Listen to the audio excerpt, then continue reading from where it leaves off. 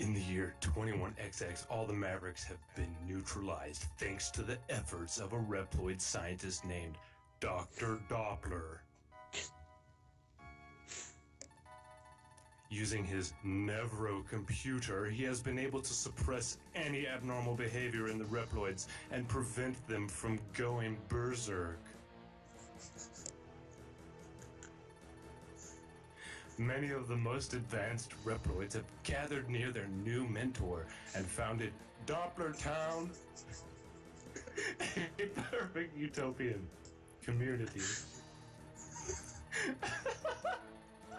With Dr. Doppler guiding them, the world seemed ready to enter the new golden age. After a few months, ... The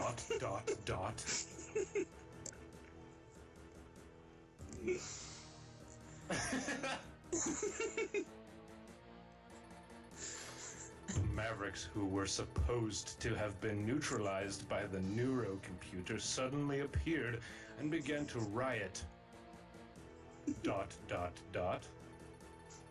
At Maverick Hunter headquarters, all the intelligence indicated that Dr. Doppler was the mastermind behind the invasion. Soon, the call went out to X and Zero to destroy the invading Mavericks and to bring Dr. Doppler to justice.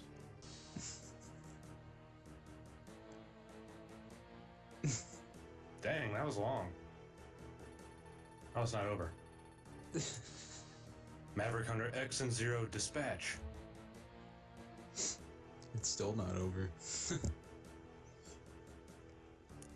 And they really go for the dramatic pauses. A few hours later, emergency contact was made by the headquarters of Maverick Hunter.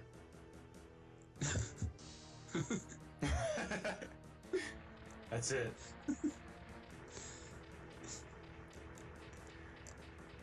Is that the end of the intro sequence? Almost. Oh, this is the headquarters of Maverick Hunter. I feel like there's some grammar missing there. We are under attack from the Doppler force. All Voights return to base immediately and return fire. Oh, units.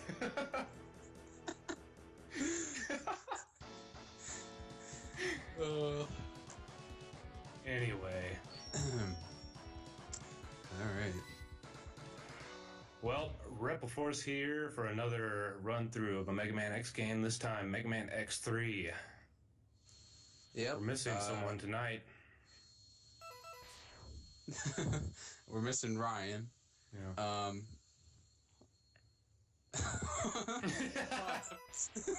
Somebody's vacuuming. Hold on. Do you hear the vacuum? Yeah, I heard it. Alright, I'm just gonna continue it.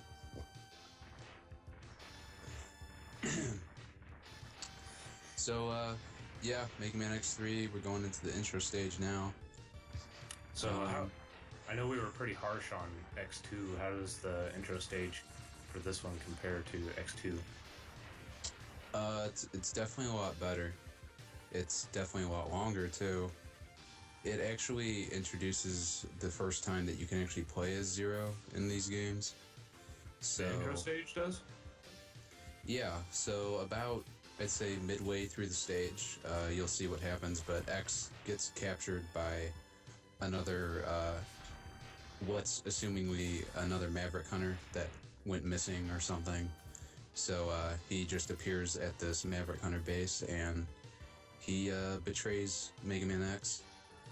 So yeah, right here he's like, where have you been? And then this guy just kind of, you know, paralyzes Mega Man, and now he says he's going to be part of the Doppler army, which Dr. Doppler is pretty much the main villain of this game,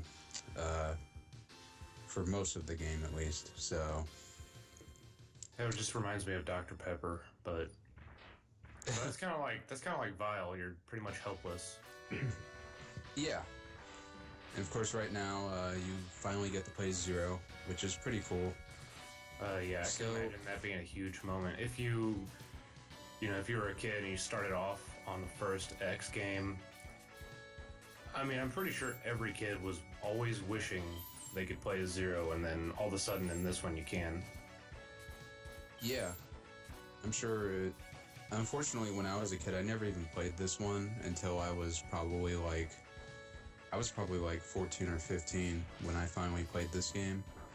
And even at that point in time, it was still cool to me just because it was the Super Nintendo, and I didn't even know you could ever play as Zero in one of the Super Nintendo games. So it is pretty cool. I think I rented this game from Blockbuster. That tells you how long ago it was, but I think it was one of those schoolyard kind of rumors that, in Mega Man X3 you can play as Zero, so I went out and rented this game. I don't think I made it very far, but it was enough for me just to play as Zero, so. Yeah, I can only imagine. So yeah, we're finally at the end of this level. I'd say this is probably twice the length of the level from the starting level from Mega Man X2. But I'd say it's still definitely shorter than the first X starting level. Yeah, yeah, definitely. It was a pretty good level, though. I definitely had a better design than the X2 one, just because that one was so short. But, yep, we just defeated this guy, who's obviously pretty easy. The first boss of the level is never supposed to be a real challenge, so... one thing that you'll notice throughout the game, like right now, X and Zero have a lot more contact in this game than they used to, in the first two games at least. There's a couple times throughout this game where you actually see them kind of working together, which is pretty cool. So, yeah, because in the first one, Zero shows up and helps you out, and then you don't see him until the end of the game. So, yeah, it's a pretty big. Just at a glance, the bosses look really cool. The guy in the top left kind of looked like a Transformer almost. Yeah, he kind of does. It's funny too because he's like a bumblebee. I don't think he is actually a bumblebee. He's a hornet, but yeah, he does kind of have a Transformer vibe to him. But I started out with Tunnel Rhino because that's considered the harder route to go. Like, the route that I went for this playthrough is considered the fastest way to get through the game, but it's also considered the hardest just because the bosses in this game are pretty tough. So starting out with Tunnel Rhino is kind of like the hard way to go, but... So Tunnel Rhino is one of the harder bosses? Mostly just because he does so much damage, because right now you can see, and you probably would be able to tell throughout watching this playthrough, it seems like enemies do a lot more damage in this game than they did in X1 and 2, because I'm already down less than half my health and I only got hit like 2 times or something, so this game is very tough compared to the first two. Are you already at the boss? The hardest. No, so right there, it would have been one of the sub-bosses that it's these new characters that were introduced, Bit and Bite, and you would have faced one of them, but those characters aren't introduced until I think you beat 2 of the bosses, and then there's going to be a cutscene that you'll see. But yeah, since they weren't introduced yet, I don't fight them, so... Okay. I was just wondering because it seemed a lot like one of the boss rooms. I was going to be surprised if that was already the boss. I was going to say, this is the shortest level I've seen. Yeah. This level looks pretty cool. Yeah, this level was fun, and another thing about the levels in this game, they're a lot longer than probably X1 and X2 levels. I had to cut quite a bit out of this playthrough just because it ended up being about 2 hours long, and actually a little bit over 2 hours. So I cut some stuff out just because I wanted to make it easier to watch through this whole thing. Yeah. And the levels are pretty long. I didn't cut anything out of the levels, but certain parts, like backtracking and stuff, since these levels are quite a bit larger, I cut out all the stuff of me actually traveling to some of those locations and just showed me picking them up. So, but yeah, this is the mini boss for this stage. Nothing too difficult, even though, again, if you do get hit by him, it does a lot of damage, so you really have to be careful. Is that specific to this stage only that enemies seem to do a lot of damage, or is that the whole game in general? It's pretty much the whole game in general. Obviously, some enemies will do more damage than others. In fact, now that you bring it up, I do think that the enemies in this stage are all in the higher, like, category of enemies that do a lot of damage. Like, if you get hit by one of those drills, it does probably, like, 1/4 of your health just from that. So, yeah. And, like, these enemies right here, they're gonna charge up these electric balls, and if it hits you, especially, like, the fully charged one, I think it'll take... Yeah, it took more than half my health right there, so... it does a lot of damage. So I'm guessing in a try to survive playthrough, you would save this level towards the end once you've kind of built yourself up a little bit. Yeah, I'd say leave this towards like the ending half of your playthrough for sure. So I can't remember if I actually died to this guy. I think I managed to stay alive on the first time, but yeah, he hit you once and you're already down pretty far. Yeah, so this guy does quite a bit of damage, and he gets a move after you do so much damage to him. He's going to gain another move where he basically goes invincible, and he'll speed across the stage even faster. So if that move hits you, I believe it does a bit over half your health damage, and obviously if that were to hit me right now, I would die instantly. So yeah, it's that move right there. He's invincible, so... and you said if he hits you while he's doing it, you're done? Yeah, pretty much. Like, at the health that I have remaining right now, I would be dead. I think it would take probably about 3/4 of my health away, so yeah, that guy... I did practice this game a little bit before doing this playthrough. I didn't play through the whole game completely before doing this run, just because mostly just being too busy to put that much time into it, but yeah, I was lucky enough to get past that guy without even dying to him, so... There's that CX4 chip again, 3D effect.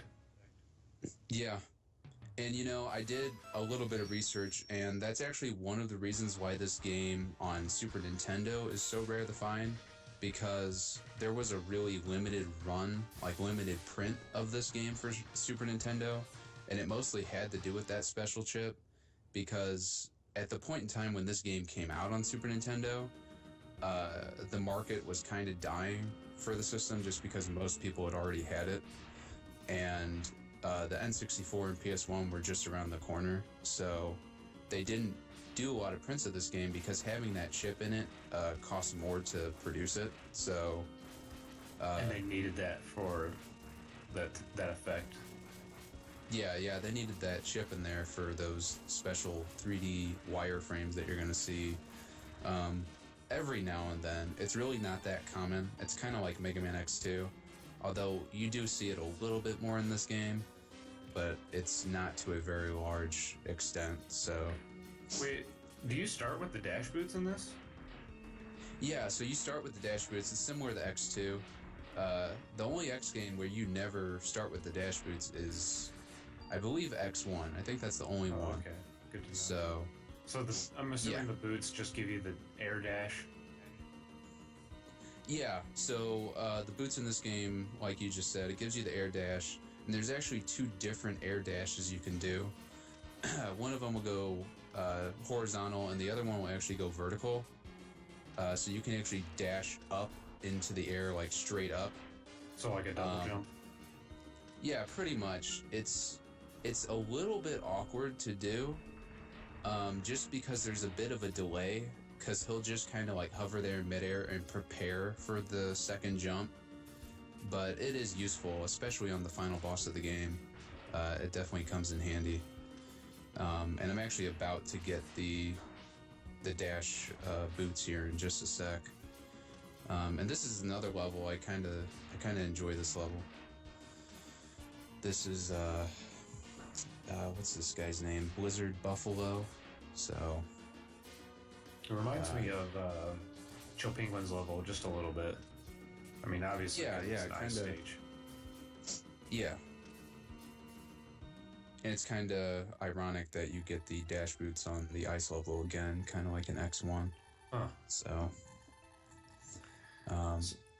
So I was doing a little reading, and what I read was that Inafune had, by the time this game come out, he had given up control of character design except for Mega Man Zero and Vile, and apparently he had some psychological issues with giving up control, and I could understand that, and that he was actually really possessive of Zero. Like, Zero was his baby essentially in terms of design, and didn't want anyone else having their hands on him at all. Oh yeah. And actually, in this game, you're correct. I think the only role that he really played is director, producer, and he also was the writer. So he pretty much had a handle of everything as far as the story goes. But yeah, he didn't really do any art besides those 3 characters you mentioned. So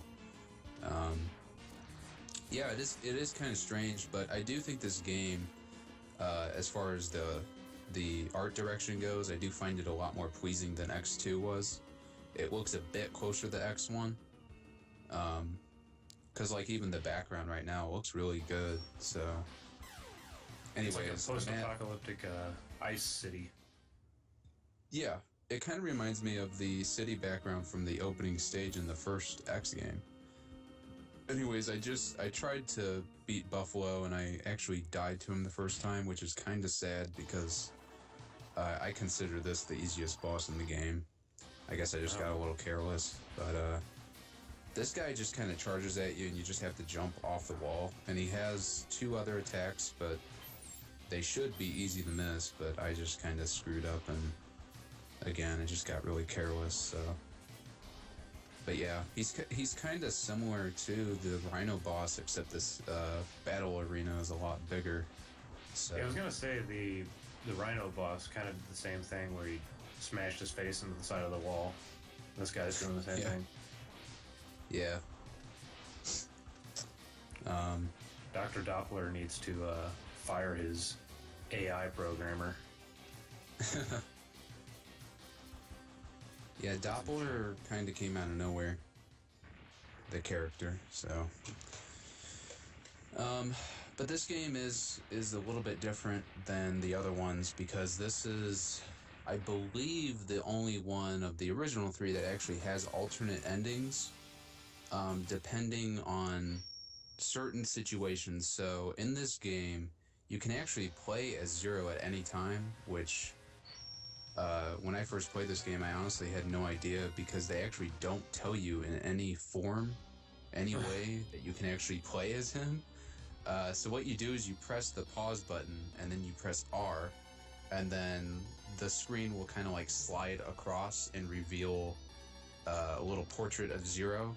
And if you press the start button, then he'll give you a little message and say, "Oh, I'm on my way." And then it'll go back into the game, and then X will teleport out, and then Zero will teleport in. And if you die as Zero when you're playing as him, that's it. Zero is dead the rest of the game.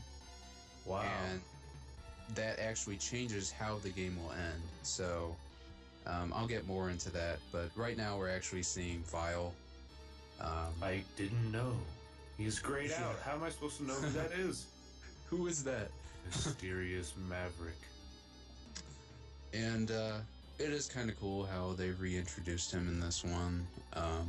And the other two people that you saw just a little bit ago, that was Bit and Bite, who Dr. Doppler kind of brought on board to take down Mega Man. So since he doesn't really trust them to do the job, he also brought Vile back. So there's a bit of a twist at the end. What were you going to say? I was going to say, I think Doppler just hinted at that twist you mentioned. He said, I've failed my master twice, or something like that. Yeah. Yeah, Neon so you'll Tiger. see a bit later on. Yeah, Neon Tiger is pretty cool. I like him. But, you know, this is one of those boss designs that, to me, kind of leans towards how they started looking around the X5 and X6 games, where they just have so much stuff going on in their character design. So, I don't know. I'm I think liking it the looks background in this stage, though. Yeah, looks really cool. I like the color scheme. It's like a sunset in Africa or something. Yeah, it's kind of relaxing to look at. These enemies are really annoying that shoot out the little ball and chain. So this level's pretty fun too. It's a really big level too.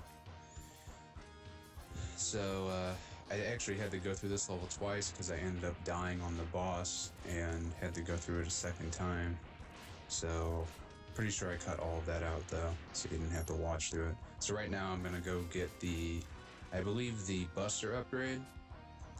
And the Buster upgrade is kind of similar to how it was in X2, to where you just charge up your Buster, and the longer you charge it, the more shots you're gonna get. Mm-hmm. The only difference is that whenever you have it fully charged up, you can shoot both of the shots consecutively, and then it's going to create this even more powerful shot, like if they collide with each other. So, it sounds like it would be useful, but it really isn't. I don't really know how to explain it, but it almost seems like it isn't worth the amount of time that you charge it up, because a lot of the times you're just going to miss with it. Like, I know it's kind of hard to explain. Like, it's something that you'd have to play in order to understand, but... To get a feel for it. Yeah, so... And I think right now this is going to be the mini-boss, which is really easy. But I think, almost every level in this game has a mini-boss, which is kind of cool. It almost reminds me of some of the levels in the classic Mega Man games, how a lot of them had mini-bosses, so it's pretty cool. I always like to think of the mini-boss as the halfway point. Yeah. That's a good way to think of it. You might cut this part out, but I'm hearing like a echo of myself. I don't know if that's going to end up in the recording or not, but... Huh. When did you start hearing it? It only happens randomly. I think if I get loud, I don't know, it's just like very faint. Okay. It's probably not bad. Anyway. Yeah, we'll see. It might be fine, so... anyways, that big platform I was just standing on, that's like a ride armor platform, which is something new to this game, and something that's never brought back, actually, is that you have to find these upgrades that allow you to use ride armors, and if you find one of those platforms, you can like summon your ride armor to basically assist you. Like, you can just ride in it, and there's 4 different types of ride armors in this game, which is also new. So when you say ride armor, you're talking about those like punching robots that you can stand in? yeah, so those like big suits of armor. Now, who's this guy? Is this Bit? Yeah, this is Bit, and I died to him right there. I cut the fight a little short, but you're gonna see it in its full length just in a sec. But he can be pretty tricky. You just have to learn his pattern, because what he's gonna do is he's gonna do some sort of like weaker attack. Like, he's gonna throw this little kind of boomerang disc thing, and then he's going to jump up and down and then swipe at you. And wherever you are on the screen is where he's going to attack. Dash. Yeah. So basically what you want to do is jump in the air and then slide underneath him or something. So it can be pretty tricky towards the end, though, because then he'll start doing 2 attacks at once while he's doing the other attack. So it's definitely a pretty tricky boss. You really have to think on your feet for this one. Be quick on your feet, I should say. So, but this guy looks pretty cool. I like his design. I think his armor looks cool. But,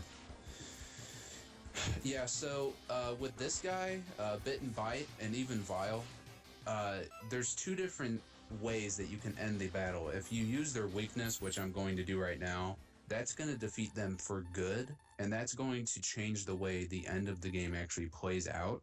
So if you right now, defeat them with their weakness, is that the best ending possible? Pretty much. I mean, I guess it depends on how you look at it. I mean, mainly beating Bit and Bite, really all that's going to change is a certain boss that you can face in one of the final levels of the game that you otherwise wouldn't have been able to. Because if Bit and Bite were still alive at that point in the game, you would just be fighting them. Like, they would merge together and then you would fight them again.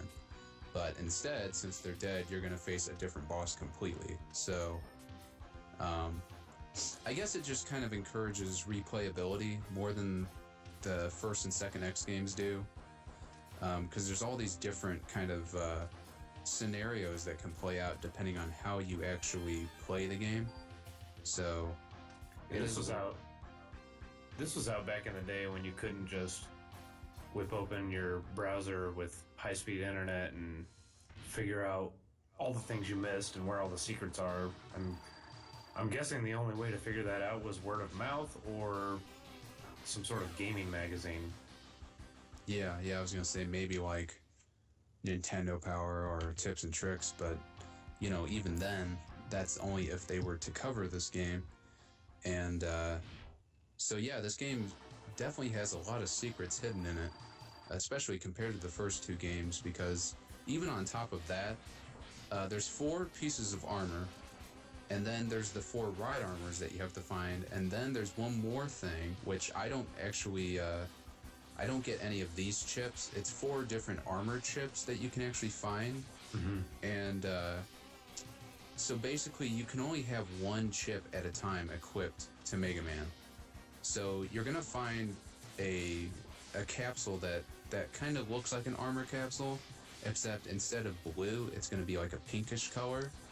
And there's 4 different kinds, which is the head chip, body chip, arm chip, and foot chip, and you can only have one on Mega Man at a time. So if you go to one and you already have one equipped, it's not gonna let you do it. And also, you can actually find those certain chips without having the armor yet. So if you find the head chip, it will be there. The capsule will be there, but it actually won't let you equip it because you don't have the armor. But basically, the reason why I didn't get any of that in this playthrough is because there's an even better chip that's called the Hyper Chip, which is in one of the final stages of the game. And it actually applies all of the special abilities from each chip at the same time. So you waited to get that one. Yeah, because that's pretty much what you would want to do, because it makes you very powerful compared to just having one. So when you get the chips, do you keep them, or do you have to go to the stage and actually stand in the thing and then it switches which one you have?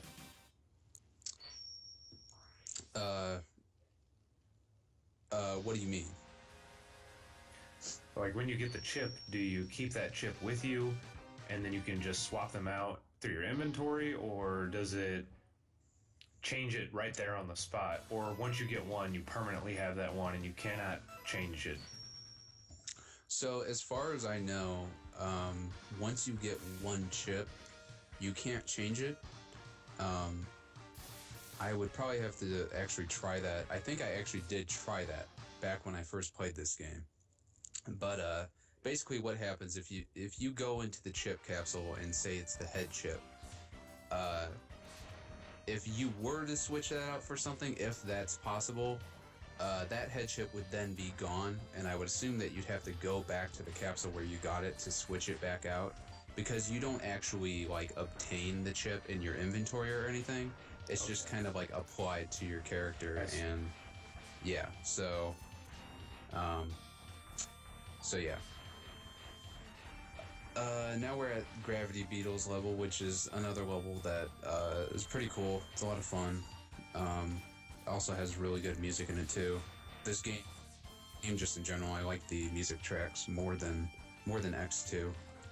It just has a really kind of, I don't know, kind of like a rock and roll sound to it that sounds a bit different than the first two games, even though they all kind of have a rock sound to it. But it kind of reminds me of the Power Rangers Super Nintendo soundtrack for some reason. Same sort of. Yeah, it kind of does. Yeah, I see what you mean. But yeah, the background here is pretty cool. I really like the sprites in this level. They all just look really good. But actually, so what were you gonna say? Some of the artwork I heard, from what I read, was actually outsourced to some third-party company too, because of the deadline. I know we talked about this in the second X game, but this game came out a year after X2 did, so it was rapid-fire development. X1 comes out a year later, X2 a year later, X3. Yeah. I actually looked that up, and this came out even a little bit less than a year after the second one, just barely. I think it was like by 20 days or something, but yeah, because X2 came out in December of 94, and this came out in December of 95, which is kind of funny to think about, because it almost seems like how Call of Duty is nowadays. Yeah. Where it's like every year, and even back then there were certain games that were like that, and as a kid I didn't even know, because I never actually played these games right when they first came out. I'd always play them like a lot later. So yeah, I don't think I actually played many games the instant they came out, because when you're younger you rely on your parents to get you games, and they're not going to just go buy you every game that comes out the instant it comes out. They're going to wait until Christmas or tell you to go rent it, and you're not going to buy it. But yeah, now that we're grown men, it's like the instant a game comes out, it's in my pocket or whatever. I think the first console where I kind of wanted games right when they first came out was around the time of like the GameCube and PS2. Even though even like in that time I still wouldn't get things right when they first came out, but most of the time I would know about it just because I'd be at GameStop a lot or similar, stores to that, and would be looking at, when's the latest game coming out that I want to get. Because even during that time, I didn't really have internet to rely on. Like, you had dial-up, but it was so slow that you just didn't even want to use it. So I think back then I relied on other people's Nintendo powers, because I was too cheap to have my own subscription. So I would always, whenever I'd hang out with my friend Brian, he'd have the latest Nintendo power, and I'd skim through it and figure out what I needed to get. And I think I was the same way, where I didn't really start caring about getting games on release day until GameCube, because that was the first system I bought, and Metroid Prime and all that, which we'll get to later. But yeah, I know what you mean. So I just defeat Gravity Beetle, and it's actually a pretty tough boss battle. I couldn't really figure out a good way to get between all of his attacks, and his attacks just do so much damage too. So just again, like, X3 is definitely the hardest of the original 3 X games, and I actually read through a couple of old reviews of this game, and a lot of reviewers back then were actually complaining about how hard this game was. In fact, this game was actually released on three 3 different systems, and then it was also released on Windows. So it was released on Super Nintendo, obviously, and then a year later, I think it was on Sega Saturn and PlayStation 1. And so when this game came out on Sega Saturn, the Sega Saturn official magazine or something reviewed it and called it the worst game on the Sega Saturn lineup, which is kind of funny. And they just kind of trashed on how it was too difficult and saying that only people with the intelligence of Forrest Gump would enjoy it,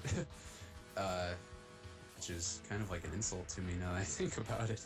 But so actually, there was God, I don't know when it was. It was like 2000 something, but Mega Man X collection came out on the PlayStation 2 and the GameCube, and I think it came out on Xbox, but I don't remember. But that had the Sega Saturn or the PS1 version, which were pretty much identical of this game. And a lot of people were mad because, me included, I prefer the Super Nintendo version of this game because the only difference between this and the Saturn version is the sound quality. Like, that had a totally different sounding soundtrack, and it actually sounds really bad, which you wouldn't think would be the case. But so were the songs the same, but they swapped out the sound synthesizer to where it just swapped all the instruments with worse ones or something? Yeah, pretty much. Like, it sounded, it kind of sounded like really lame pop music, whereas this game has, like, kind of really rocking music. Yeah. So, yeah, I never play that version. Like, I have this game on the Wii U Virtual Console, and if I wouldn't have done that, I probably just would have used some other means of playing the Super Nintendo version, because the Saturn version... Yeah, we won't say what, but yeah, if you can play the Super Nintendo version of this game, definitely play that version, because the music is a lot better, and it's just more enjoyable that way. Like, the sound effects and everything sounds a bit more like Mega Man should, because the other sounds of Saturn and PS1 for this game just kind of pulls you out of the Mega Man feel in a way, so... I don't understand... Well, I guess Sonic hadn't really fallen from grace too bad by that point. But yeah. Now Sega, in hindsight, has no room to call any game bad and say that it requires the intelligence of Forrest Gump. Yeah, it is kind of ironic to think about that right now. And, you know, it's actually funny because there was another really bad review. I think it got like a 20% is like the rating that they gave this game. And it was another Sega magazine too. So I guess Sega just has really hard feelings towards this game. I don't know why, but maybe they just wanted people to buy Sonic CD. I don't know. Yeah, they might have rate other games lower and rate your own higher, and maybe you'll get...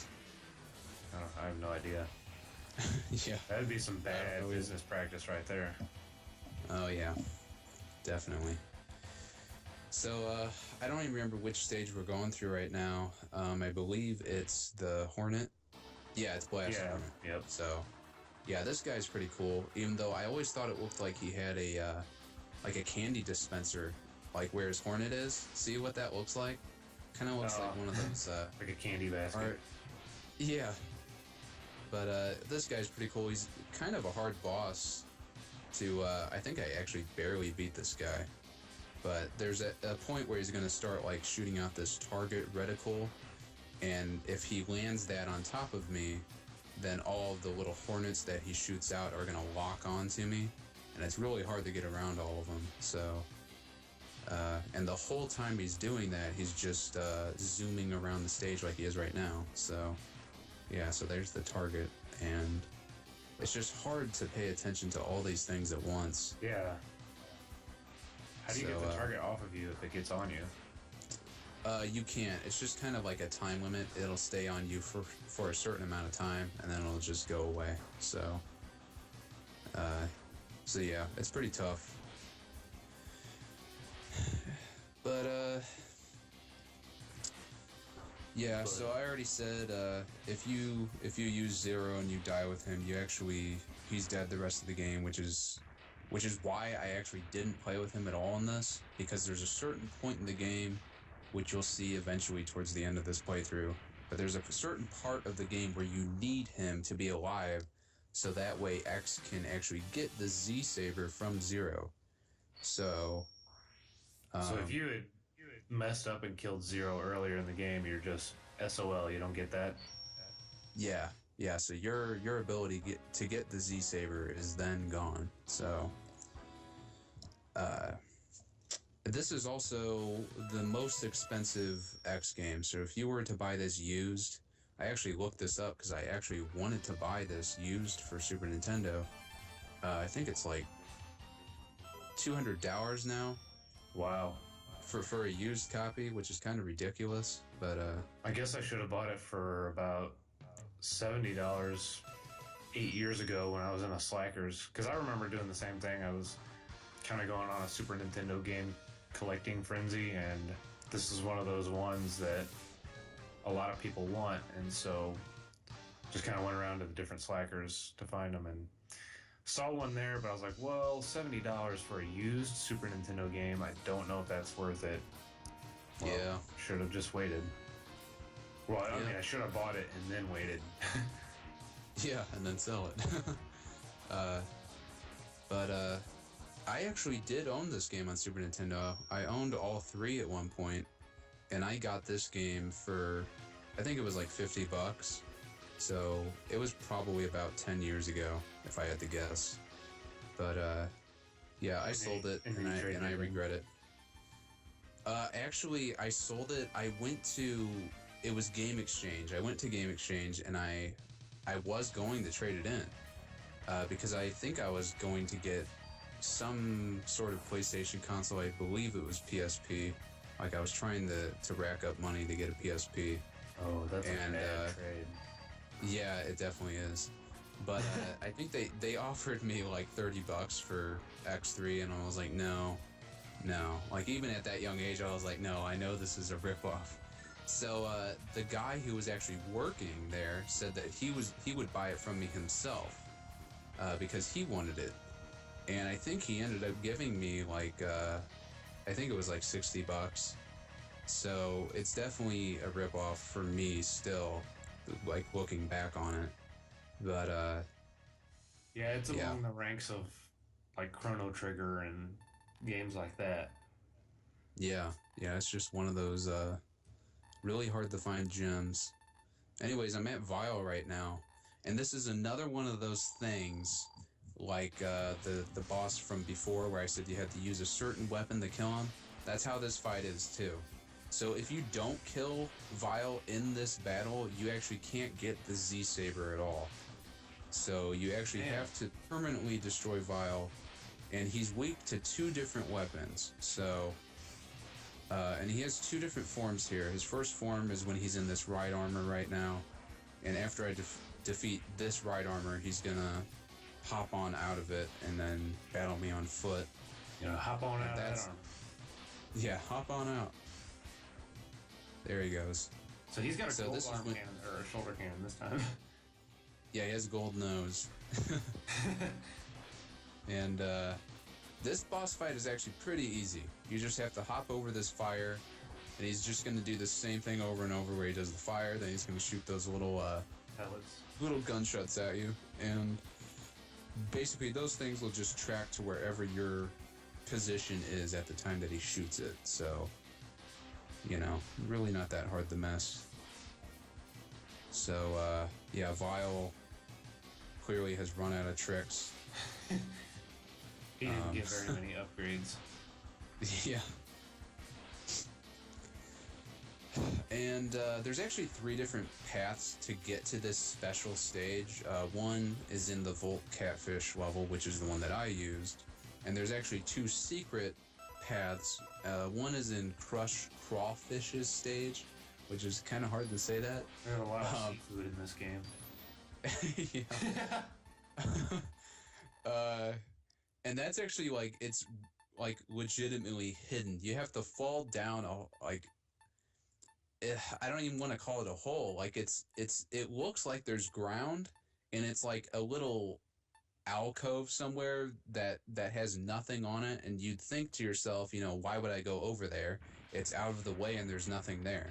Well, you have to go under to that part, and then there's actually an opening in the ground that you don't see, and that would drop you down a hole, and then there's a little transporter under there that would take you to this vial stage.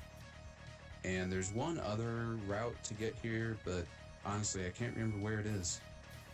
Are you in the catfish stage right now? Yeah, so I got here through the catfish stage, and technically this is a totally different stage completely. But right after I get through this vial stage, it's going to take me straight back to the catfish stage. Mega Man Creole. Old Cajun Spice. Mega Man's going to go to the Red Lobster after he's done with this. Mega Man down in Louisiana. When I was a kid, I could never get past this part right here. I'd always die whenever the self-destruct sequence was going down. Man, self-destruct sequences are scary in Super Nintendo. I know. It's so It's like Super Metroid in the intro scene when that timer's going down. I would watch my dad do it. I would never do it myself because I'm like, this isn't enough time. But then you go back when you're older and you're like, wow, this is plenty of time. Yeah, it's kind of funny. One more thing about the Vial fight. If you actually kill him, which I did, so if you destroy him for good, one of the ending levels actually has a different layout than it normally would. And I'll talk more about that once it actually gets to the level.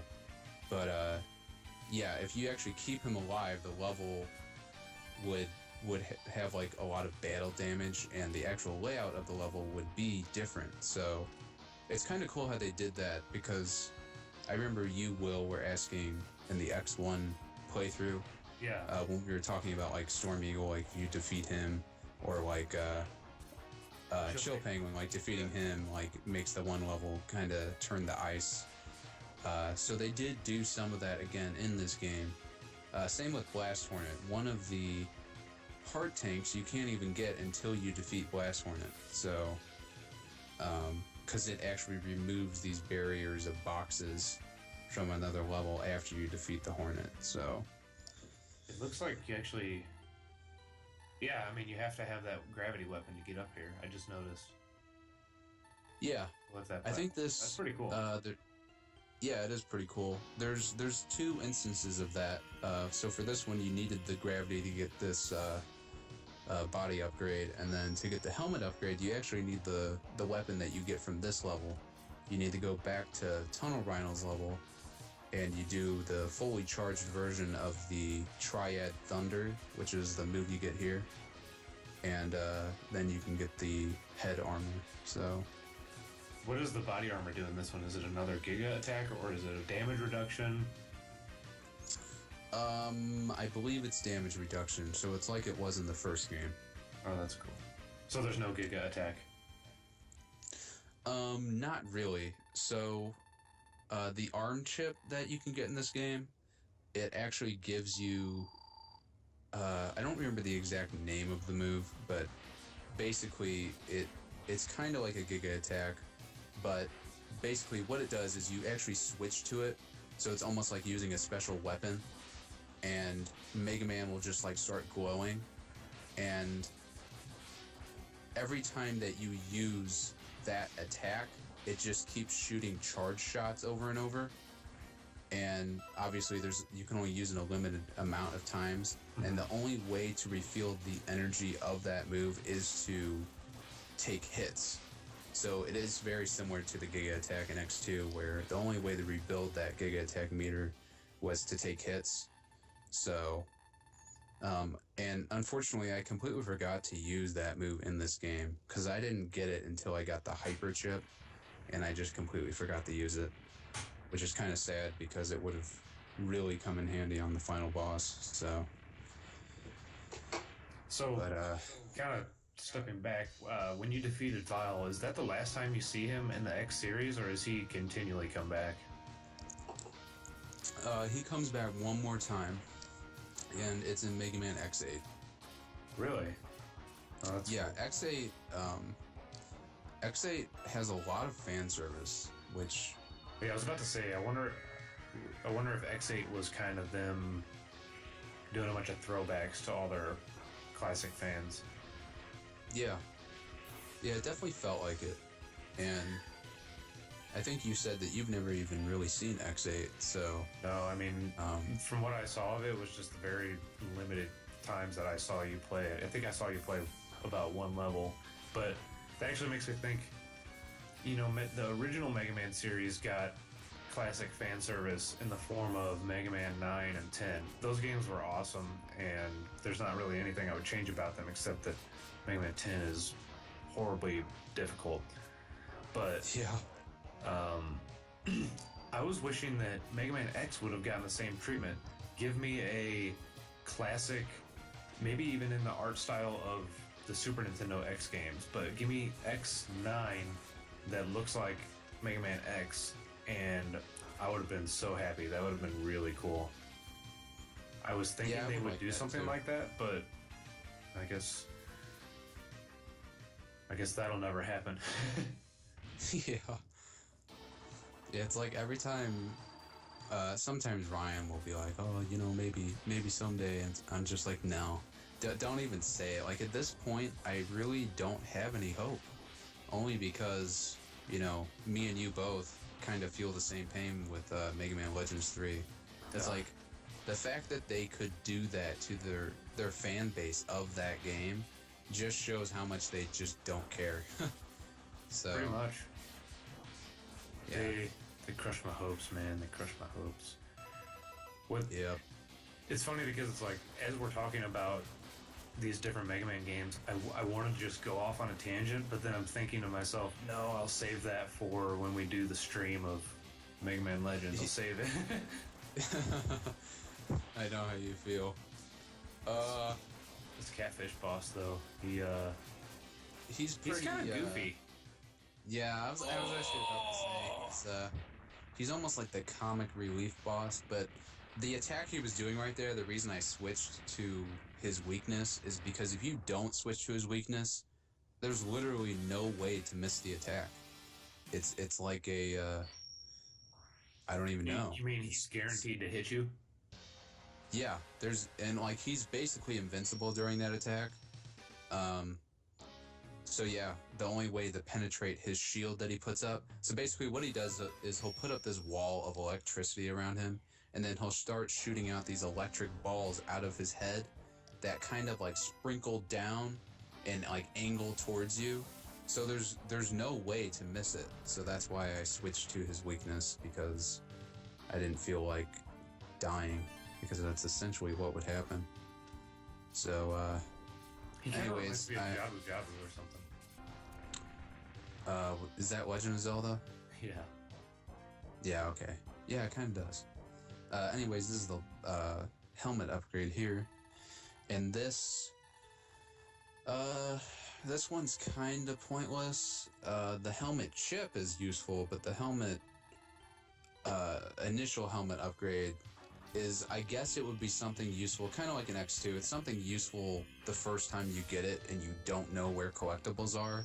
But after that, like once you know where everything is, it's just kind of pointless. So what it does is it gives you a map of the whole level, and if there are any special items that you don't have, they would glow with a little like sparkle. So yeah, I mean, it's useful for your first time playing through, but after that, it's not very It's just useful. for appearances. Yeah, pretty much. So here's I actually crushed like- crawfish. I like the way this guy looks. Yeah, so do I. And this guy's, it's funny you said that the music sounded like the Power Rangers video game, because this guy's level theme sounds a lot like the Power Ranger opening theme, like from the TV show. I'm gonna have to go check So- that out after this. Yeah, it's kind of funny. You can definitely hear the inspiration. So this level's pretty fun, but I think it's probably the shortest level in this game. You get through this level pretty fast. Dang. And here's the Hawk ride armor, and that one's pretty well hidden. I think the only way you probably know where that one is if you have a guide or if you have the helmet upgrade. And then, even then, you would have to know that you have to do that charge move of the Triad Thunder to get it. So That Hawk ride, they let you fly a little bit. Yeah, it lets you hover a little bit. So I need this right now to get the heart tank that's also pretty well hidden. So that's like right down here. You have to blast through that wall with a ride armor and then grab the heart tank. So I always found the ride armors to be fun to use. I don't know like why. A mech. It's like Yeah. Gundam. Put some Gundam in your Mega Man. Yeah. And here's one of the chips. I don't remember which one that is, but I just thought I would go to it just to show, you know, what the chip capsule looks like and where one of them is. The other chips, one is in Blast Hornet stage, and that's the head chip. The body chip was actually the one that we just saw. The arm chip is in the Gravity Beetle stage. And the foot chip is in Toxic Seahorse, which is another one that I actually show off. Oh, there is a lot of sea creatures in this one. Yeah, there is. There's a seahorse, a crawfish, and a catfish. And yeah, that's kind of funny. Just in case someone comments on YouTube and says that a catfish is not a sea creature, I mean water-dwelling animals. Because someone out there will try and correct you. It's just guaranteed. That's very true. We also have two buffaloes. We have Blizzard Buffalo and a Tunnel Rhino. Oh, Tunnel Rhino. Because they both share a move, so they must be the same animal, right? Let's see. Yeah, I don't know. I'm trying to think. I'm looking at the list of Robot Masters, or I don't even know what to call them, I guess Mavericks. Trying to figure out which one's my favorite in this game. There's Blast Hornet, who's pretty cool. Blizzard Buffalo, who, I don't know, he's okay. Crushed Crawfish, who we're about to see right now, and he's pretty cool looking. I like him. I like his giant hands, or his giant claws, I should say. Then we have Gravity Beetle, who looks pretty cool. Neon Tiger. I actually really like Neon Tiger for some reason. Yeah. He kind of reminds me of Slash Man, except in the Mega Man X universe. Yeah, it's very true. I never liked Slash Man, though. No, I think Neon Tiger's cool. There were just so many other bosses that were much cooler. And actually, I'm going to go off a little bit off topic here, but I was so obsessed with Mega Man stuff in the past, and I really wanted to make my own Mega Man game. And the first step of that was creating my own Mega Man boss masters, or whatever you want to call them. So I came up with like Blade Man and Solar Man. Came up with him before Mega Man 9 or 10, whichever one has him in it. Totally came up with that one. And I had like an entire notebook full of all these Blank Man, this guy, and I had like little prototype drawings of them. Actually, Surge Man, do you remember him? Yeah, I remember that. Yeah, so just a little bit of fun. Yeah, I actually remember you showing me some of your drawings, and I actually remember Blade Man, and Solar Man definitely rings a bell too. But I definitely remember you showing me Blade Man and obviously Surge Man. Surge Man is the one I remember the most, just because he had that staff with the two balls on the end of it. We were going to use him for Project Char. Oh God. Yeah, I was just about to bring that up. Jeez. And actually, people watching could watch the video and listen to this at the same time, but another one was Grapple Man. You remember him? He had like 2 little grappling hooks for hands. It sounds very familiar. I think you showed me pretty much all the ones that you made. I must have been really excited about them. But when I looked back at that notebook, I realized that I really sucked at drawing them because all of them had like the same pose where their face was looking at the camera, and they had one arm out to the side and the other one like down at their side, and their legs were both pointing sideways. It's like really childish, but I don't know. So they all had the same pose?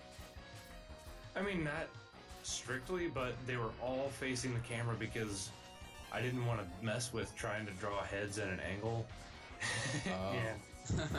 And like their shoulders were facing forward because, again, I didn't want to try and figure out how to draw shoulders at an angle, and just, yeah, they're pretty cheesy. Yeah.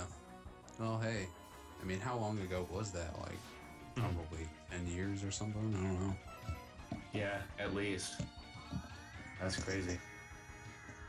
So this is okay, you just spawned a ride armor. Did you just get this ride armor? I think this was actually the first one that I grabbed, but I think this is the first time I'm using it. So this one's called the frog armor. So yeah, it can hop, and if you press the dash button in midair, I think you can like hover with the little propellers on the back, but you can only do that if you're underwater. And these missiles that I'm shooting right now, they can also only lock on if you're underwater. Like this is the underwater ride armor. So it's really only useful in this level, but hey, at least it's something. So yeah, I'm using this right now to destroy the other propellers, which allows me to get this power-up up here that I don't even get because I thought this was the other thing that I was looking for, but instead it's that's the foot chip right there. And then you shoot your buster in frustration. Yeah, I was so mad. But the foot chip, that would give you another dash in midair, so you could do an air dash twice, or you could do a forward air dash and then an upward air dash, or you could do a dashing jump and then do an air dash. So, yeah, it's very useful. Yeah, this one is very well hidden. So that was the ride armor. Oh, okay. Yeah, that was a ride armor. So, I don't know really how I feel about the whole ride armor thing in this game. I mean, it's kind of cool, but it really, you don't really use it that much. So, I mean, it's fine. This boss is a joke. Well, it's a mini boss, but yeah. I just imagined someone with noodle arms, like, doing a little dance, like... And it looks like a really tiny guy was in, like, the cockpit there. Yeah. Just funny. He's piloting one of those wacky inflatable flailing tube-mans or whatever. There's actually people inside of those controlling the arms. Oh man, that'd be so funny. I remember, well, this is really off topic, but I was driving down, I think it was like Mexico Road. You know where that is, right? Yeah. Mm-hmm. Mexico. And there's like a car wash down there, and there's this gorilla that is always waving, and for the longest time I thought it was a real person.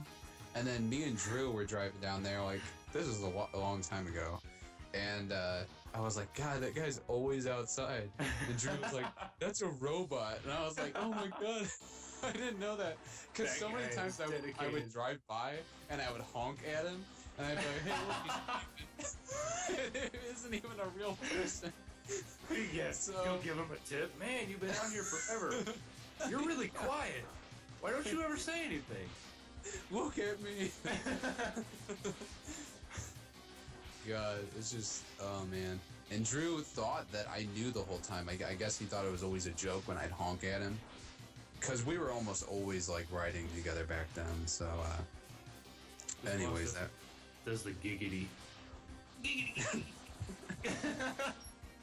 What's he doing, man? So he turned to goo, and, This boss is pretty easy. In fact, he's probably a tie for probably the easiest boss with Blizzard, or not Blizzard, Blizzard Buffalo. Blizzard Buffalo. Blizzard Catfish. So, yeah, you know, for a seahorse, it's kind of surprising they didn't use some sort of like water stuff for this. Yeah, I mean, I was expecting him to kind of swim around. Was the catfish? Yeah. Did he even swim, or was he on the ground too? He didn't swim either. You know what? None of the bosses swim. Well, I'm trying to think. Toxic Seahorse didn't swim. Tunnel Rhino doesn't swim. Yeah, the Catfish didn't swim. He was mainly about electricity. So, I mean, he could have, like, electrocuted himself, I guess. Neon Tiger, Gravity Beetle, Crushed Crawfish, Blizzard Buffalo. Yeah, none of them swim. That's kind of funny. Didn't realize that. And yet there's 3 sea creatures in here. You should have, when you go into the boss room for the catfish, you should have just been flopping on the ground, like.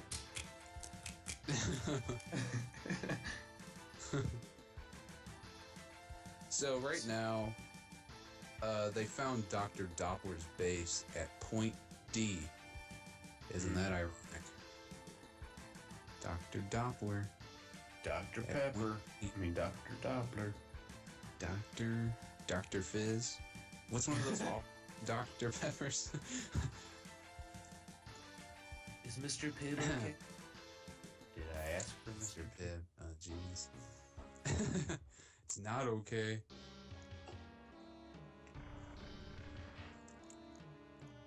It's like when I go to Applebee's, I ask for Sunkist, and they ask me if Fanta is okay, and I seriously say no, because I hate Fanta. I'm like, no, Fanta is not okay. Is Monopoly money okay? Alright, so I'm using Zero for the first time in a stage. Well, besides the opening stage, but I had to do that. So the reason why I'm doing this here is because I was kind of stupid for doing this. So this is the stage where you get the hyper chip, and in order for the hyper chip to be there, you have to have every single item in the game. So you have to have all the ride armors, and all the armor pieces, and all of the heart tanks and sub tanks, like everything except the armor chips.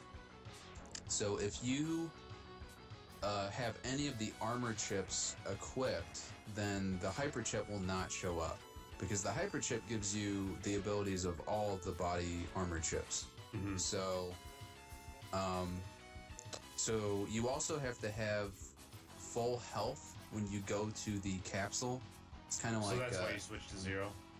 Yeah, so that's why I switched to Zero, because I wanted to have as minimal damage on X as possible. Because in a little bit. Those are some stringent requirements to get the hyper chip. Yeah, I think probably the main reason why is, well, these games are always kind of tough, but even besides that, the hyper chip really does give you a lot of perks. So what it does is it's going to give you the head chip, which the head chip upgrade, when you're standing completely still with Mega Man, it will refill his health, and if you have completely full health, then it's going to start filling up your sub tanks. So it's really useful, because that kind of means that you don't have to farm for health supplies anymore, because it'll fill up pretty quickly. So yeah, that's really useful, especially like if you're about to face a boss, you can just kind of stand there and let your health fill up. So you don't have full health here? Yeah, so I don't have full health. So what I'm going to do is I'm going to refill my health with a sub tank, and then I'm actually going to use a ride armor platform to make sure I get to that capsule without getting hit again. So basically what it is you just have to have full health in order for the capsule to appear. You have to have all the items, and you have to have full health once you get into that little area where the capsule is. So I think I actually get hit here. Yeah, I do. But I saw that health refill up top, so I'm kind of counting on not getting any more damage until I get that. So, yeah, it's definitely scary. Yeah, it is kind of scary because I really wanted to do this one 100% finally because I wasn't able to do that with X1 and X2 just because I didn't get the Hadouken and Shoryuken. But yep, I have the right armor now, so now I'm gonna head Smooth off. sailing. Oh, you got hurt. Smooth sailing. Oh, that's the armor. Yeah, that's the armor, so that doesn't even matter. So, I'm about to get it here in just a sec. It's hidden down on this wall. Right there. Oh, man. And here it is. The other things that this gives you is the body chip, which decreases damage even more. And it increases your invincibility, I believe, too, after taking a hit. And then it gives you the arm chip, which gives you the hyper cannon, is what it's called. And that's where you switch to basically kind of like the Giga attack type thing, and you just keep shooting charge shots. And unfortunately, I forgot. Yeah, now you're gold too, and this is called the hyper armor, I believe. So, and before you get the hyper chip, I think it's called the max armor or the third armor, one or the other. I think it's called both. So, two different names for it. And then finally, you get the foot chip also, which gives you, again, it gives you 2 dashes in midair, or you can do a dash jump and then do another dash in the air, which is always useful. So now you're basically super acrobatic. Yeah. So we're going into a new boss room right now, and this boss would actually be different. So the boss that we're about to get to right now would have been Bit and Bite, and they would have merged together, but instead we have this this elephant guy. So yeah. So Mega Man's a poacher. Get an ivory tusk. You know, so what do you feel like about the boss designs in Mega Man X games compared to the original games? Like, do you think it was a step forward, or do you think the designs in the old Mega Man games was better, or do you think it's not really comparable, that they're both kind of their own thing? I guess they're kind of similar in my eyes because, correct me if I'm wrong, but the bosses in the original Mega Man series, the sub-bosses anyway, were also animals, so it doesn't really seem like that much of a stretch when you get to the X series and they're also animals. I feel like there's a little more visual detail on the X series, but so is everything else, so I don't think it really seems out of place or weird at all. I think it's just natural progression between the first X series the first Mega Man series and then X. Yeah. I don't know, what do you think? So, like, comparing, like, like Quick Man, and then, say, in Mega Man X you have Boomer Quanger, so, was that something you found cool? Like, which do you prefer? Like, do you prefer that everything, like, something man, or do you think it's cooler that they have, like, Volt Catfish, like, basically some sort of element and then an animal name? I think, on average, I tend to like the original series better. Just, if you take all of the bosses, I probably like a higher percentage of those than all of the bosses in the X series. Though there are some exceptions that I really like from the X series, Boomer Kuwanger being one of them. Spark Mandrill's cool. A lot of them from the first X game. But, yeah, like I said, I think on average, I tend to like the Something Man better. Just, I guess maybe it's because of the simplicity of it. Like when I see Crystal Man, for instance, his name is Crystal Man, and his design is very clear. There's crystals on his helmet, and then you get to, say, Elec Man, same thing. Oh, I bet you he's about electricity, and yeah, there's a little lightning bolt on his helmet. So, yes, maybe it's, I don't know what it is about the simpler design that I like better. However, Mega Man himself, I think X is way cooler looking than the original Mega Man. Yeah, same here. And just real quick about the design of this level, If you wouldn't have defeated Vile before doing this level like we did, the glass, see that glass window in the background? And there was a bunch of them that we passed up. Those would actually be broken, and there would also be different enemies in this level compared to what we see right now. So this level design would actually be very different. Like right now where I'm in water, this water wouldn't be here if I had kept Vile alive. So, anyways, but yeah, no, I kind of agree with what you're saying. I do find the simple designs of the classic series to be a bit more eye-pleasing, like more pleasing to the eyes. Just because some of the designs of the Mega Man X bosses, especially in the later X games, especially like X 5, 6, and 7, they get kind of crazy and a little bit too complicated that at times you can't even see what animal they're supposed to be anymore. So yeah, I definitely agree. And right here, I'm using Zero to defeat this boss, and this is the only time in the game that you can actually face a boss using Zero, because most of the time it would force you to transform back into X. But this is the only exception, and that's because if you defeat this boss with Zero, it's going to self-destruct on Zero, and then Zero is going to give his Z-Saber to Mega Man.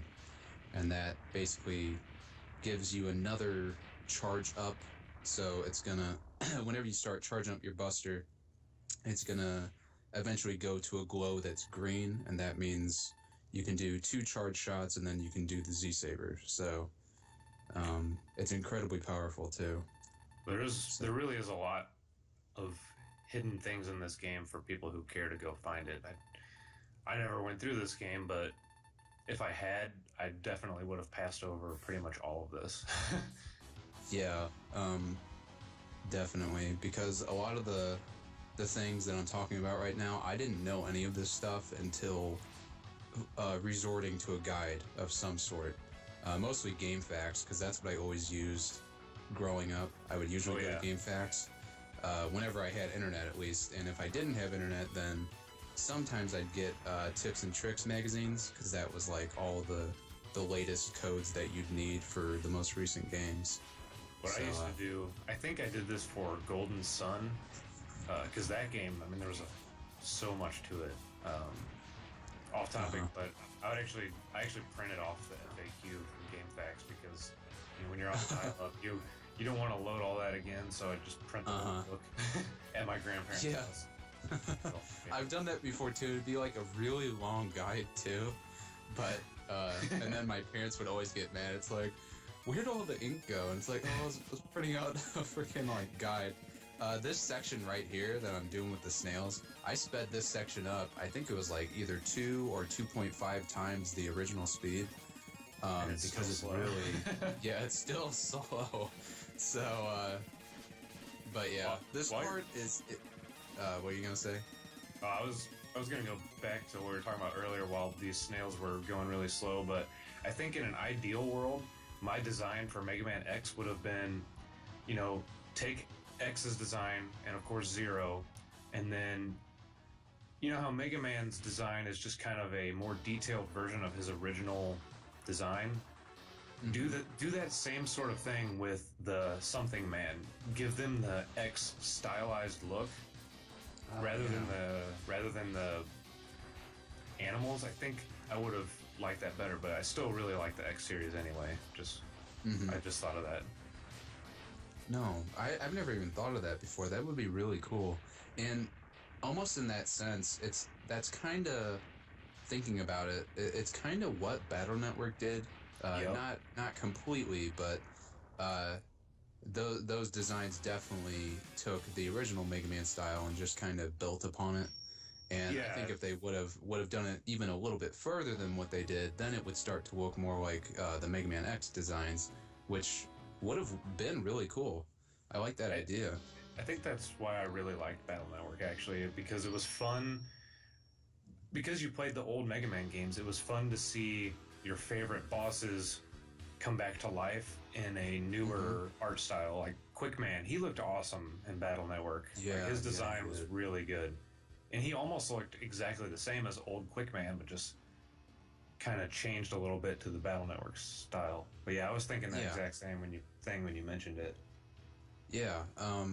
Another one, like, the funny thing about Battle Network is it took some of the bosses that I actually used to not care for, like, design-wise, and they actually made them look cool. Uh, One example that just comes to my head instantly is Tomahawk Man. I didn't really think he looked that cool in the original Mega Man series, but in Battle Network, I thought he was, like, one of my favorite designs of all the bosses, so, yeah. Oh yeah, I just pulled up a picture of him. Yeah, his EXE version does look. Yeah. Uh, I always wanted to see, you know how Zero is in the Battle Network series eventually? Uh, I was always hoping that they would kind of design X for the Battle Network series too, which never actually happened, but I always did want that to happen. There were so many things I wish. It's funny, they just. I can't remember how many Battle Network games they made. I think there was five. Was there five? I, th- uh, Man, I can't remember. I want to say there was actually six, but I think the sixth one might have been only Japan. That's a good question, though. I Can don't you know pull why that up real quick? Yeah. Like, just search that. What were you gonna say? It looks like it does go up to six, but yeah, that was a Japan only, I think. Oh, okay, Yeah. gotcha. But I feel like they cut that series short. I wanted to say cut it short in series, but they cut that. They cut that Okay. off right there. Yeah. It felt like they just kind of stopped it randomly. Same thing with Mega Man X though. That also seemed really random because I think we said this in the first video, but the way that the story was progressing in Mega Man X8 and it just left on a cliffhanger pretty much, kind of like Mega Man Legends 2. And yeah, it hasn't come back yet. And Mega Man X8, I should say, is it's almost 10 years old, I think. So it's almost Wow. 10 years since the last Mega Man X game, which is kind of crazy. It happens fast. Yeah. I actually just before we started recording this, I read like on a fact sheet about Mega Man X that um, when the PSP came out, they were actually going to work on a Mega Man X9, but apparently the lukewarm reception of the X series, the previous ones, forced them to make Mega Man Maverick Hunter X instead. Which Oh kind yeah. of sucks. Yeah, it does. And have you ever played Maverick Hunter X? That's just is that the PSP remake of X1? Yeah. I think I played it at a demo kiosk in GameStop one time. Yeah, I mean, in my opinion, I bought the game back when I had a Vita. Actually, I just downloaded it on that, and it's not bad by any means, but it definitely isn't as good as the original game. In fact, they actually take certain things from the original game and just change it completely. And the way I think when you do a remake of the game, you should be completely true to the original. And if you're going to change anything, just add stuff. But I don't think, like, there's actually certain level designs in the game that are completely different, which I don't really like. Like, it didn't really feel like, it just felt like they butchered the game.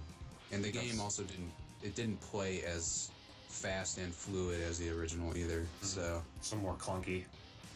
yeah. But, you know, not a bad game. I just don't think it was not even close to being as good as the original. Oh, yeah, I mean, Ocarina of Time 3D did exactly what you said. They didn't change anything. Yeah, and it was great. So you just beat Dr. Doppler? Yeah, so Dr. Doppler, he's about to tell me, I think right now, yeah, you're strong enough to defeat Sigma. And I think he's going to say that he was actually possessed by Sigma, because Sigma's actually a computer virus. That's truly what Sigma is. Sigma was always a computer virus. So essentially, he's just saying, he didn't have a choice to do what he did. He was possessed by Sigma, and he's very sorry for what he did. And basically, he's just telling Mega Man X right now that he had created another body for Sigma, and is telling Mega Man X to go destroy that body before Sigma utilizes it, which by the time we get to it, he's already going to have it. So Well, that's a pretty good twist. That Sigma isn't actually that dude that you fight in the first game. That's just one of his bodies. Yep. So he's just going to keep possessing bodies. And it all comes back to Dr. Wily, because that's what's assumed is in Mega Man X4, which is going to be the playthrough sometime after we upload this video, but you're actually going to see a flashback in that game that shows more of that backstory. That Zero was the creation of Dr. Wily, and he had the Sigma virus inside him. The virus that is Sigma virus that was originally created by Dr. Wily, and during a fight between the body of Sigma and Zero, which again is going to be in a flashback, essentially at the end of the battle, what happens is that the virus is transferred from Zero into Sigma. So, but really, it was the Sigma virus was transferred into some random Reploid. Yeah, exactly. So I guess they call it the Sigma virus just because. So Zero was the original host? Yeah, so essentially, Zero was the original host of that virus. Oh, wait. This kind of makes sense now, because if you think of the name Zero, that's like the origin. Mm-hmm. So I never thought of that before. Zero is the origin of the Sigma virus, because it's almost like an infection. He's patient zero. Yeah, pretty much. And you actually find out in Mega Man X5, which is a bit ways off right now, but it's actually called the Zero virus. So right now they're calling it the Sigma virus only because the guy that everyone knows as being the original host of the virus, they think it was Sigma, but really in X4 you find out it was Zero, in X5 you find out it's actually called the Zero virus. So, and you'll actually see at the end of this game, coming up very soon here, he's going to turn into that head that you see that you saw in Mega Man X2. So you remember that wireframe Sigma head that I battled? How could I forget? That was the Sigma virus. So you actually see a lot of those heads in Mega Man X5, because that's like a major plot point of that game. But, what they could have done, now that I'm thinking about this, is they totally could have connected Battle Network to the X series through that whole computer virus idea. Yeah, they could have. And actually, now that you talk about it, in the Battle Network series, they do play off of that, because Dr. Wily, if you remember, I think his name was just Albert, or Dr. Albert. I don't remember what he was called in Mega Man Battle Network, but it was Dr. Wily, essentially, of that universe. And he did create a virus, and that was Zero. And you never hear of Sigma or anything in Battle Network, but you do see the Zero virus, who appears. It's basically their recreation of Zero in that universe, and I think he looks a little bit weird in Mega Man Battle Network, but some of the bosses had a good treatment, and other ones, like Skullman, I think the original Skullman's cooler looking than his Battle Network counterpart. But yeah, I don't even remember that one, but I'm gonna look it up real quick, actually. He doesn't really look like Skullman. He looks more like a strange Re-Dead or something. Same with do you remember Magnet Man from Battle Network? Because he looks really stupid. See, that's the original Skullman. The one on the far left. This is... Yeah. The one on the this very far left? Oh, what the? Yeah, that did something weird. Yeah, he's real, like, kind of... He looks like a stick. But, anyways. Stick Man. Stick Man. Twig Man. Yeah, try to think of some stupid boss names. What about Man. Boss Man? Yeah, Sheep Man. That was a pretty bad one. He had a fun stage, though. I really like his stage. Yeah. I just think the boss was kind of stupid. Yeah, that and Soccer Ball Man, or whatever his name was. I think his name was Strike Man, which never really... Okay, I guess it kind of makes sense, because I think he threw baseball. Super Mario Strikers. Yes, it's Super Mario Strikers, exactly.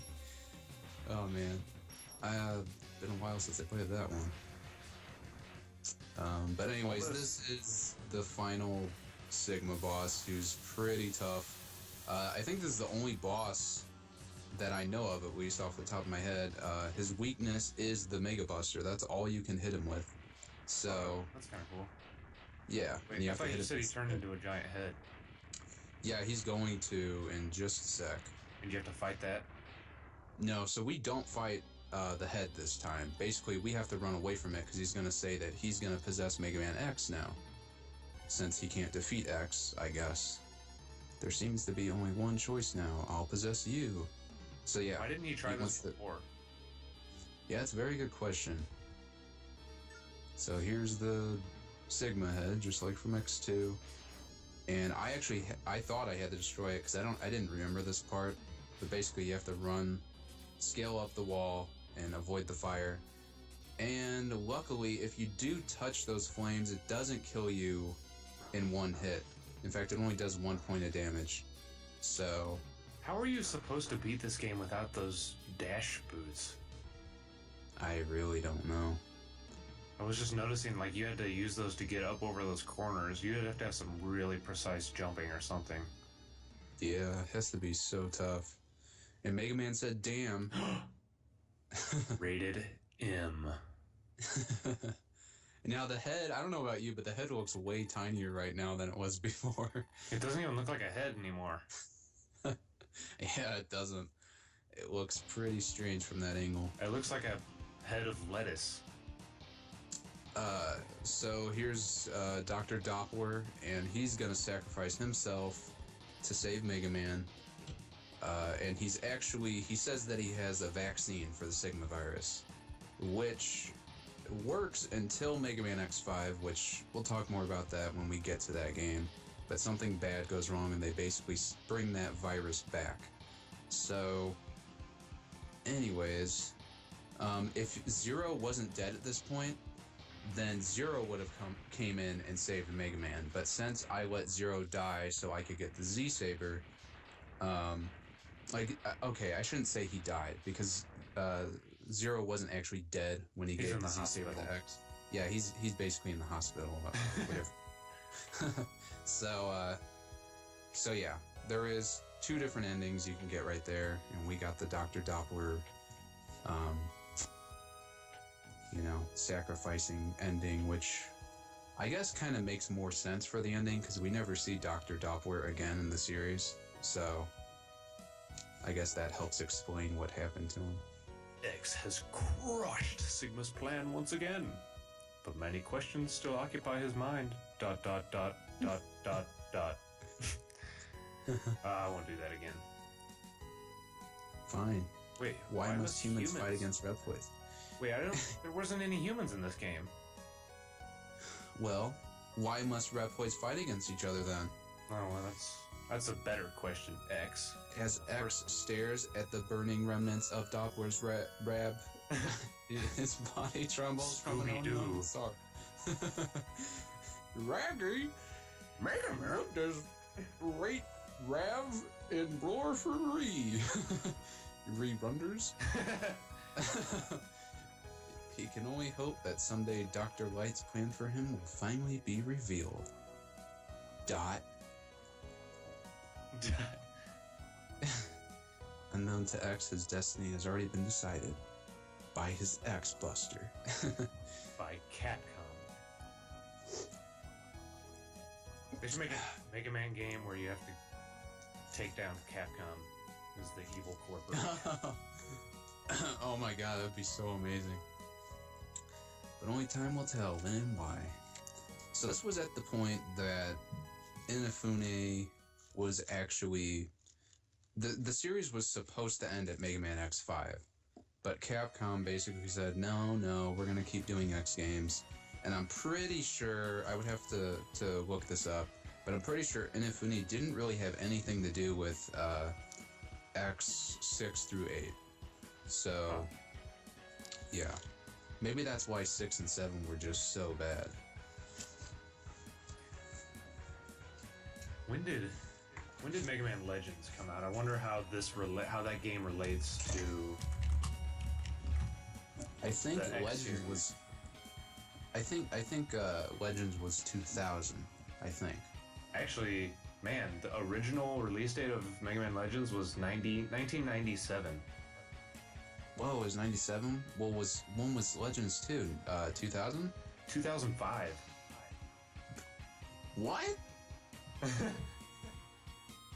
Wait, Mega Man Legends 2 was 2005? No way. Yeah, I didn't think there was an 8-year gap. I didn't either. So Legends 1 was 1997. Let's see, the Mega Man X3.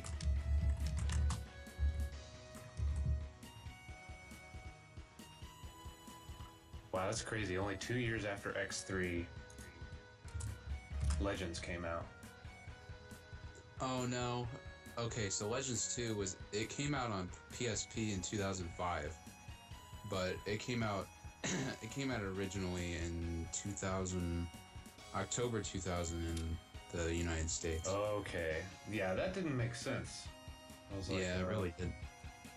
Yeah, I did before then. Yeah, same here. So it looks like X5 came out in 2000. What about X4? X4 came out the same year as Legends, actually. 97? Mm-hmm. Okay. Dang. So old.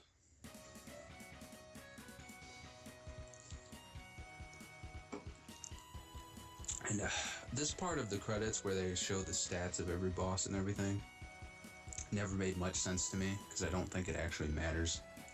What's RP? Yeah, good question. Maybe it's maybe they're role playing. Maybe this is all just like a game to them. And you're the dungeon master. So, I think this guy looks pretty dumb. Bite. I don't like his big, like, kind of gut he has hanging out. Yeah. He's a fat repoid. You're lazy. Cool. It was fun to watch X3. I'd never seen much of it. I think all of this is making me gonna go buy some Mega Man games on the eShop. Those are on sale right now, actually, I think. Yeah. Man, now that I think of that, I know Mega Man 7 was on sale, and that's the Super Nintendo one. And I was gonna buy it, but I completely forgot, so I hope that one's still on sale. Well, folks, if you're listening, go out there and get yourself some Mega Man. Yeah, By definitely. the time you hear this, it's probably too late, though, so sucks to be you. Yeah. Sorry. Well, even if it's not on sale, I'd still recommend. I would definitely recommend the first game to anyone. The first X game is definitely one of the best. Same with X4. X1 and X4 are probably the best. X3, if you like the first Mega Man X game, definitely go out and get X3.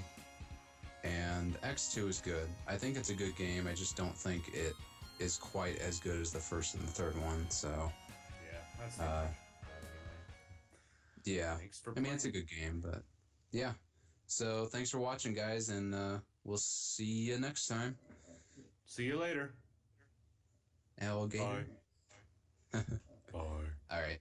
So I'm gonna stop.